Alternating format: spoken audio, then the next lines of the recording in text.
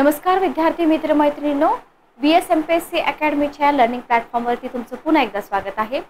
येणारी तुमची समाज कल्याण भरती परीक्षा गट अ गट ब गृहप्रमुख जी की मे मध्ये होणार आहे। तर या परीक्षेसाठी आपण इथे काही डेमो सेशन देत आहोत। ज्या विद्यार्थ्यांना कंप्लीट बॅचेस जॉइन करायचे आहेत अशा विद्यार्थ्यांना डिस्क्रिप्शन बॉक्समध्ये कॉन्टॅक्ट नंबर मिळून जाईल। बॅचेस बद्दलची इन्फॉर्मेशन तुम्ही डायरेक्ट कॉल करून विचारू शकता किंवा तुम्ही मेसेजही करू शकता। ठीक आहे, ओके। जे विद्यार्थी चॅनलवरती नवीन आहेत, मग ते कंबाईनचे असू द्या, राज्यसेवेचे असू द्या किंवा इतर एक्झाम तुम्ही देत असाल तर तुम्हाला आपला जो चॅनल आहे यूट्यूब चॅनल, या यूट्यूब चॅनलला सबस्क्राइब करायचं आहे। चॅनलवरती तुम्हाला 343 प्लस व्हिडिओज दिसत आहेत। सबस्क्राइब का करायचं चॅनलला? जेव्हा एखादा नवीन व्हिडिओ अपलोड होईल तेव्हा त्याचं नोटिफिकेशन तुम्हाला मिळून जाईल। लाईव्ह सेशन अजून तर आपण चॅनलवरती कंडक्ट करत नाही आहोत, पण लवकरच गट ब आणि राज्यसेवा पूर्वपरीक्षा रिव्हिजन सिरीज जी आहे ना ती आपली चालू होईल। ठीक आहे, तर लाईव्हचे पण नोटिफिकेशन तुम्हाला मिळतील जेव्हा तुम्ही चॅनलला सबस्क्राइब कराल। तर सबस्क्राइब करा, बेल नोटिफिकेशन ऑन करा। 343 प्लस व्हिडिओज ऑलरेडी अवेलेबल आहेत, बाकीचे तुम्हाला लवकरच अवेलेबल होऊन जातील। ठीक आहे, ओके। चला, तर समाज कल्याण भरती परीक्षा गट अ गट ब साठी जास्त फोकस असणारा जो विषय आहे तो म्हणजे समाज कार्य, समाज कल्याण किंवा जो काही तुमचा काय म्हणतो आपण कॉमन सिलेबस सोडून ज्या डिपार्टमेंटसाठी तुम्ही परीक्षा देते स्पेसिफिक तो विभाग आपण इथं कव्हर करतो। तर बघा, समाज कार्याची क्षेत्रे किंवा विविध घटकातील उपयोजन हा भाग आपण इथं आज बघत आहोत। Field of social work application in various setting. ठीक आहे, ओके। लक्षात घ्या, आता याच्यामध्ये जर आपण बघितलं ना, याच्यामध्ये आपण काय करतो माहिती का? जर आपल्याकडे एखादं प्रॉपर पुस्तक नसेल, ठीक आहे, कुठल्या तरी टेलिग्रामवरच्या नोट्स आपण वाचतो, व्हॉट्सअपवरच्या नोट्स आपण वाचतो, तर त्याच्यामध्ये आपल्याला कुटुंबासोबत समाजकार्य, मनोवैद्यकीय क्षेत्रातील समाजकार्य, सुधारणा क्षेत्रातील समाजकार्य हे जे पॉइंट्स आहेत ना, हे पॉइंट्स तुम्हाला तिथं दिलेले नसतात। डायरेक्ट तुम्हाला काय येतो तिथं बालक, युवक किंवा महिला, वृद्ध यांचा मुद्दा येऊन जातो। होतं काय मग? अशा वेळेस आपल्याला समजत नाही की हा सिलेबस नक्की कुठला आहे किंवा आपण कोणता सिलेबस कव्हर करतोय। ठीक आहे, ओके। तर याच्यामध्ये जर आपण बघितलं तर आपल्याला याच्यामध्ये कुटुंबासोबत समाजकार्य, बालके, युवक, महिला, वृद्ध, मनोवैद्यकीय क्षेत्रातील समाजकार्य, व त्याच्यामध्ये शारीरिक, मानसिक आरोग्य आणि समुदाय आरोग्य, सुधारणा क्षेत्रातील समाजकार्य, प्रतिबंध आणि पुनर्वसन। क्वेश्चन डायरेक्ट प्रतिबंध आणि पुनर्वसन याच्यावरती असतो आणि मग आपण विचार करतो की अरे हा क्वेश्चन कुठून विचारला आहे। ठीक आहे, ओके। याच्यानंतर आपल्याला शहरी आणि ग्रामीण भागातील समुदायांसोबतचं समाजकार्य बघायचं आहे। विशेष गरजू व्यक्तींसोबत समाजकार्य, विशेष गरजू व्यक्ती हा जो भाग आहे ना, हा सिलेबस मध्ये मेन्शन केलाय। इव्हन तुम्ही प्रिव्हियस इयरचे क्वेश्चन पेपर जर बघितले, आपण घेणारच आहोत चॅनलवरती, तर तिथे सुद्धा तुम्हाला याच्यावरती खूप जास्त क्वेश्चन दिसून येतील। ठीक आहे, ओके, क्लिअर। तर सांगण्याचा हेतू काय आहे माझा फक्त की आपल्याला अभ्यास कव्हर करताना किंवा सिलेबस कव्हर करताना आयोगाने जो वन लाइनर सिलेबस दिलेला असतो ना, तो डिकोड करायचा असतो। लक्षात घ्या। तर इथं बघा, समाज कार्य सिंपल सेंटेन्स असतात। मी तुम्हाला पाठीमागच्या सेशन मध्ये पण सांगितलं होतं की सिंपल सेंटेन्स असतं की समाज कार्य हे एक उपयोजित सामाजिक शास्त्र आहे। ठीक आहे, एक्झाम्पल घ्या। हे सेंटेन्स तुम्हाला एक्झाम मध्ये विचारले, बरोबर, 2 लाइनर 3 लाइनर जसं काय असेल तो क्वेश्चन, कारण तुम्हाला निगेटिव्ह मार्किंग इथं आहे। हे सेंटेन्स तुम्हाला विचारलंय तिथं की समाज कार्य हे एक उपयोजित सामाजिक शास्त्र आहे, सोबतच तुम्हाला दुसरं एखादं सेंटेन्स असेल आणि ही विधाने चूक का बरोबर असं तुम्हाला क्वेश्चन विचारला जाईल। ठीक आहे, ओके। व्यक्ती, समूह, समुदाय यांचा वैज्ञानिक दृष्टिकोन व पद्धतींद्वारे त्यांच्या जीवनातील समस्या दूर करून जीवन सुसह्य करण्याच्या कल्याणकारी हेतूने समाजकार्य हे व्यावसायिक समाजकार्य म्हणून उदयाला आले। आता हा जो मुद्दा आहे ना बघा, परीक्षा इतक्या सोप्या नसतात। हा जो मुद्दा आहे, हा मुद्दा आपल्याला काय सांगतो बघा, व्यक्ती, समूह आणि समुदाय याच्याबद्दलच आपल्याला बघायचं ना, या फील्ड नावाचा जो टॉपिक आहे। तर व्यक्ती, समूह, समुदाय यांचा दृष्टिकोन कसा आपल्याला बघायचा आहे? वैज्ञानिक दृष्टिकोन, बरोबर। आणि या पद्धतींद्वारे आपल्याला काय करायचं आहे? त्यांच्या जीवनातल्या समस्या दूर करायचं आहे। व समस्या दूर केल्यामुळे काय होईल? त्यांचं जीवन सुसह्य होईल किंवा त्यांचं जीवन आपल्याला सुसह्य करायचं आहे। आणि हे जीवन सुसह्य करण्याचा जो कल्याणकारी आपला हेतू आहे किंवा तुम्हाला समाजकार्य हे व्यावसायिक समाजकार्य म्हणून कोणत्या हेतून उदयाला आलं, हे सुद्धा क्वेश्चन विचारले जाऊ शकतात. इतके कॉम्प्लिकेटेड क्वेश्चन विचारणार नाहीत, पण आपली तयारी या लेवलची पाहिजे की कोणताही क्वेश्चन कसाही विचारू द्या, तिथं आपल्याला अडचण नाही आली पाहिजे. ठीक आहे, तर इथं तुम्हाला लक्षात काय ठेवायचं आहे की व्यावसायिक कार्य म्हणून समाज कार्य हे कोणत्या हेतून उदयाला आलेलं आहे. तर हेतू सिंपल आहे, फक्त काय आहे की जीवन सुसह्य करायचं आहे. कोणाचा? व्यक्ती समूह आणि समुदाय, पण कशा पद्धतीनं? वैज्ञानिक दृष्टिकोन इथं महत्वाचा आहे. ठीक आहे, ओके, क्लिअर. तर ह्या गोष्टी समजून घ्या. मानव समाजशील प्राणी आहे, त्याला त्याचं आपण एकटं राहू शकतो का? नाही राहू शकत. विचार करा, फार तर फार आपण 1-2 दिवस राहू शकू, 3 दिवस राहू शकू. ठीक आहे, पण मानव हा जो आहे त्याचा आयुष्य समुदायासोबतच व्यतीत करतो किंवा करावं लागतं. आपण म्हणतो ना, आपल्याला समाजात राहायचं आहे, समाजाचा विचार आपल्याला करावा लागतो. व्यक्तीला त्याच्या गरजांची परिपूर्ती, समायोजनातील अडथळे, परस्परावलंबन, साधन सामुग्रीची अनुपलब्धता, वेगवेगळी सामाजिक नियमने, व्यक्तिगत तसेच सामाजिक जीवनातील ताणतणाव, अनेक कारणामुळे काय करावं लागतं? समस्यांना सामोरं जावं लागतं. आता इथं बघा, व्यक्तीला अशी कोणती कारणं आहेत की ज्याच्यामुळं ताण तणावाला सामोरं जावं लागतं. ठीक आहे, क्वेश्चन विचारतील, नाहीत विचारणार, असे क्वेश्चन विचारत नसतात. कारण का? याच्यामध्ये एवढं काही इम्पॉर्टंट नाहीये, बरोबर. पण असा मुद्दा सिलेबस मध्ये आहे, हे तुम्ही लक्षात ठेवा. आता या समस्यांना सामोरं जावं लागतं, बरोबर. मग या ज्या सगळ्या अडचणी आहेत ना, या अडचणीमध्ये व्यक्तीला समायोजित होता आलं नाही. समजा एखादा पर्सन आहे, खूप सारे प्रॉब्लेम्स आहेत, बरोबर, आणि त्याला जर त्याच्यासोबत अडॅप्ट नाही होता आलं, त्याला जर ऍडजस्ट नाही करता आलं, समायोजित नाही होता आलं, तर काय होतं? तो समस्याग्रस्त होतो. म्हणजे थोडक्यात आपण काय म्हणतो की डिप्रेशन मध्ये जातो आपण, बरोबर. तर समस्याग्रस्त होतो. मग अशा व्यक्तीसाठी आणीबाणीच्या वेळी, म्हणजे अगदी अतिटतीची जी वेळ असते ना, तर अशा वेळी समाजकार्य व्यक्तीची समस्या व उपाय यामध्ये काय करतो? दुवा साधण्याचं कार्य करतो. बघा, तुम्हाला डायरेक्ट सेंटेन्स दिलं जातं की आणीबाणीच्या वेळी समाजकार्य व्यक्तीची समस्या आणि उपाय याच्यामध्ये दुवा साधण्याचं कार्य करतो. हे सेंटेन्स तुम्हाला एक्झाम मध्ये विचारतात, पण हे सेंटेन्स समजण्यासाठी एवढा सगळा पार्ट तुम्हाला आधी शिकावा लागतो, जो की एक्झाम मध्ये विचारला जात नाही, बरोबर. पण हे सेंटेन्स मध्ये त्याचा सारांश आहे. लक्षात आलं? विद्यार्थी काय करतात माहिती का? थेअरी कंप्लीट न करता टेस्ट सिरीज सोडवणं, प्रिव्हियस इयर क्वेश्चन पेपर सोडवा, तुम्ही डेफिनेटली सोडवा, पण कधी? जेव्हा तुमची थेअरी कंप्लीट होईल तेव्हा. जर हा पार्ट तुम्ही करतच नसाल, लक्षात घ्या, मी थोडंसं पेन चेंज, कलर चेंज करते म्हणजे तुमच्या लक्षात येईल. जर हा थेरॉटिकल पार्ट तुम्ही करत नसाल, तर तुम्हाला कसं समजेल की आणीबाणीच्या वेळी समाजकार्य व्यक्तीची समस्या आणि उपाय याच्यामध्ये दुवा साधण्याचं कार्य करतं, बरोबर. समजणारच नाही आपल्याला. सिंपल गोष्ट आहे. व्यक्तीला पर्यायाने समूह व समुदायाला त्यांच्या समस्या सोडवण्यासाठी वैज्ञानिक पद्धती व तंत्राच्या साह्याने मदत करतं. ठीक आहे, कसं मदत करतं समाजशास्त्र, समाजकार्य?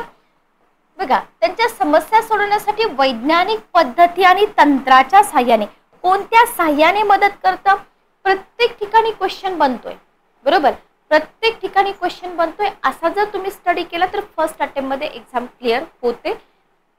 नेक्स्ट बघा, समाजकार्याची जी व्याप्ती आहे ही मानवी समाज आणि व्यक्तीला त्याच्या व्यक्तिगत आणि सामाजिक जीवनात निर्माण होणाऱ्या समस्या इतकीच आहे. लक्षात घ्या, कशी आहे व्याप्ती?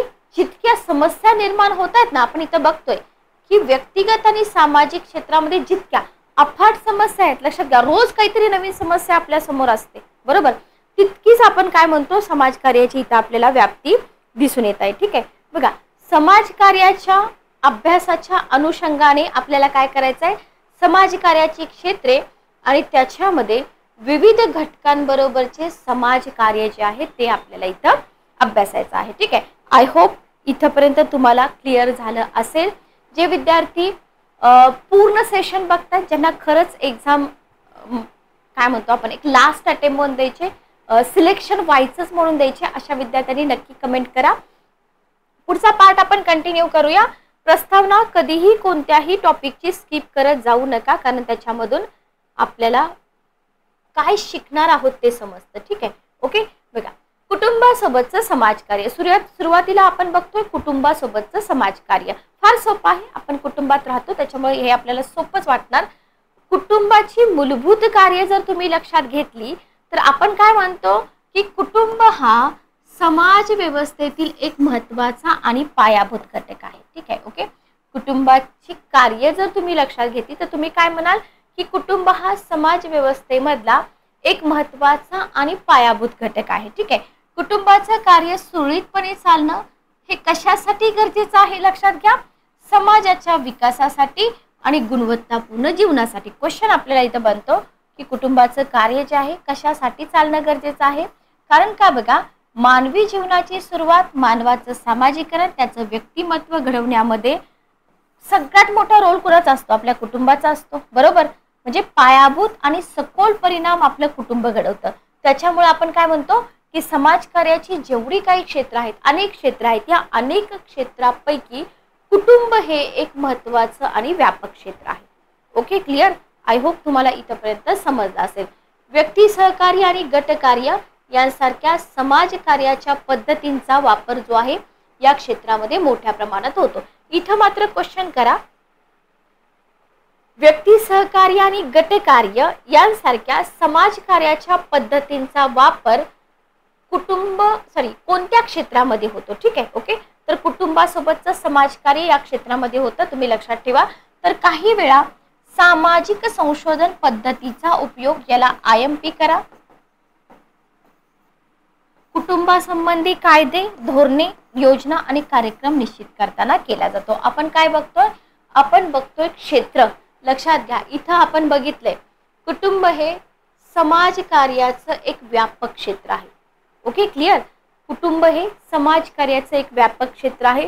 समाज कार्याच्या अनेक क्षेत्रांपैकी कुटुंब हे क्षेत्र का महत्त्वाचं आहे त्याचे रिझन तुम्हाला इथं माहीत असले पाहिजेत. Okay, clear.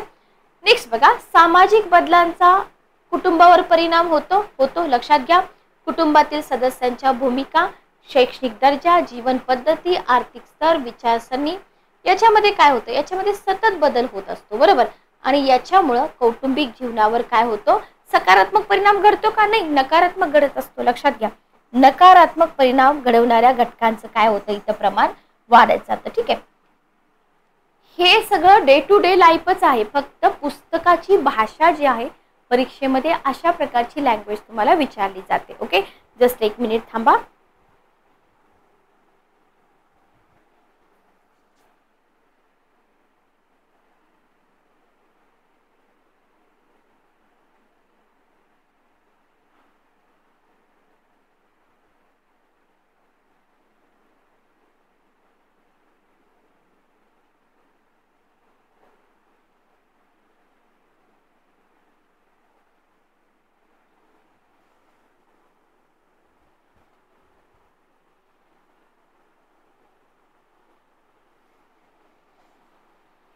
ओके, चला, तर आपण कंटिन्यू करूया. तर नकारात्मकच्या ठिकाणी तुम्हाला काय देतील, फक्त सकारात्मक देतील. ठीक आहे, ओके.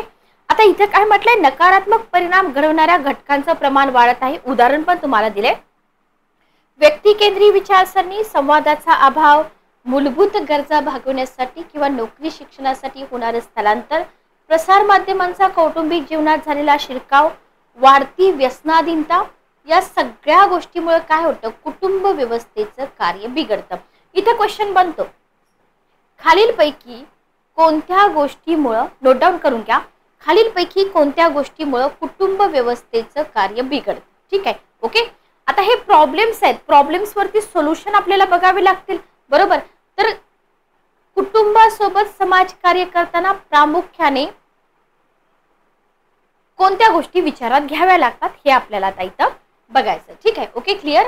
बघा, थोडंसं कॉम्प्लिकेटेड आहे, पण तुम्हाला हे करायचं तर आहे. याच्यामध्ये ऑप्शन काहीच नाहीये, कारण का सिलेबस मध्ये तुम्हाला हे सगळं विचारलं जा.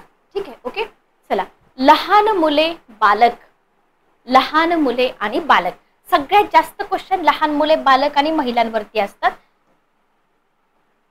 बघा, छोटं बाळ आहे, बरोबर, छोटं बाळ त्याच्या ज्या मूलभूत गरजा असतात ना, तर त्या गरजा स्वतःच्या स्वतः कंप्लीट करू शकतं का, नाही करू शकत, त्याच्या आईवरती डिपेंड करतं किंवा कुटुंबातल्या व्यक्तींवरती डिपेंड असतं, असं आपण इथं म्हणू शकतो. तर लहान बालके ही स्वतःच्या मूलभूत गरजा भागवण्यासाठी आणि स्वयंविकासासाठी पूर्णपणे त्यांच्या सभोवतालवर अवलंबून असतात. ठीक आहे, ओके क्लिअर.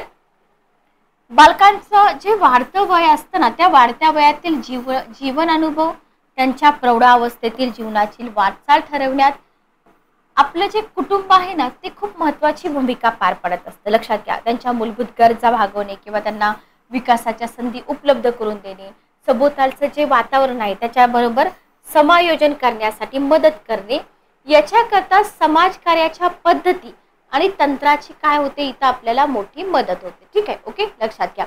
कशासाठी समाजकार्याच्या पद्धती आणि तंत्राची मदत होते, तर ही जी बालकं आहेत या बालकांना मूलभूत गरजा भागवण्यासाठी, विकासाच्या संधी उपलब्ध करून देण्यासाठी आणि त्यांच्या आजूबाजूचा जो परिसर आहे, सभोवताली जे वातावरण आहे त्याच्यामध्ये समायोजन करण्यासाठी समाज कार्याच्या पद्धती आणि जे तंत्र आहेत ना, त्याची इथं आपल्याला मदत झालेली दिसून येते.